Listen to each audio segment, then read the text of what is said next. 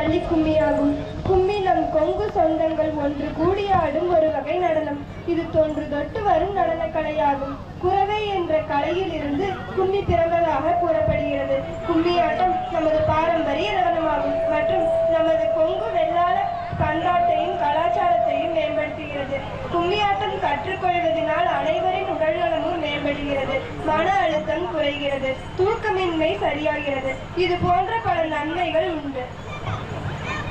கும்மியடி பெண்ணே கும்மியடி, வளை குலுங்கிட கை கொட்டி கும்மியடி, பாரதி கண்ட பெண்ணுலகை நேரில் பார்த்திட வேண்டுமென கும்மியடி என்ற பாடலுக்கு இணங்க வெங்கல மணி கட்டி வெகுடாடி வாரோமுங்க, பஞ்சபூதமும் நடுநடுங்க பாரம்பரிய உடை கட்டி பாஞ்சாடி வாரோமுங்க.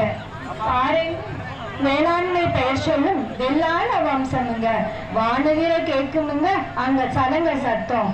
அந்த சலங்கையின் பேரொழியில சின்னமல்ல வாரிசுங்க சீராக ஆடி வர வெள்ள குதிரை ஏறி வாக்கு சொல்லி வரும் கருப்பணம் எஞ்சாமி உஞ்சாமி அந்த மகமாயி மனமுருகி வந்துருமுங்க. அட பாராண்ட வம்சம் இது பச்சை தண்ணியில விளக்கெறியும். அட காராள வம்சம் இது கருங்குருவி நாடாது, சிட்டு பறக்காது, சிவனெழுந்து வாடாது. பணங்காசுக்கு ஆடுற கூட்டம் இல்லைங்க, இது பண்பாட காக்காடும் கூட்டமுங்க.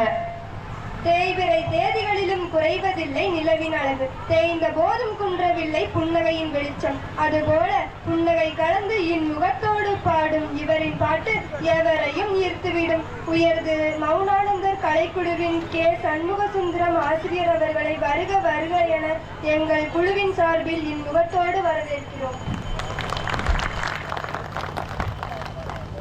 கடமை தவறாமல் பிறருடைமை காக்க பலர் மடமை தகுத்து சத்தமின்றி பேசி சகஜமாக பழகி யதார்த்தமான நடையுடனும் எவருடனும் பேசி பழகிடும் பெருமையை இவர்களின் பன்னாங்கு பேசிவிடும்.